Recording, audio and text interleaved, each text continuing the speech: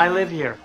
Okay, you can't live here, because I live here. The woman panicked. She mistook me for a homeless intruder. I froze. I had just rented this apartment. Now she claimed it was her home. She said she had lived here for 5 years. Everything inside was chosen by her. I tried to explain. I followed her into the kitchen, but the next second, I realized no one else was there. I searched every corner. Not a trace of her. Told myself it was just the alcohol.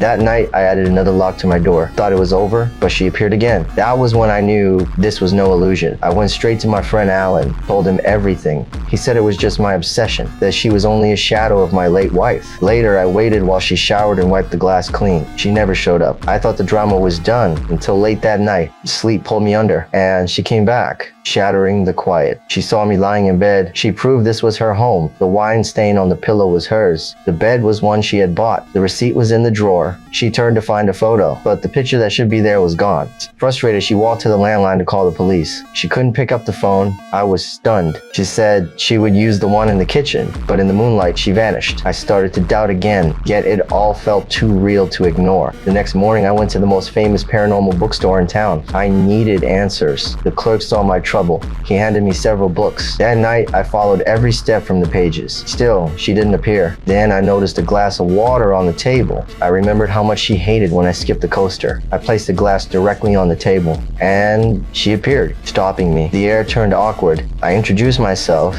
She stepped back, as if she didn't know her own name. Only after looking at the glass did she say her name was Anna. I told her she might already be dead. Her face froze. I tried to comfort her. My hand passed right through her shoulder. I told her maybe it was time to move on. She refused. She stepped back, and in the next moment, her body passed straight through the solid table.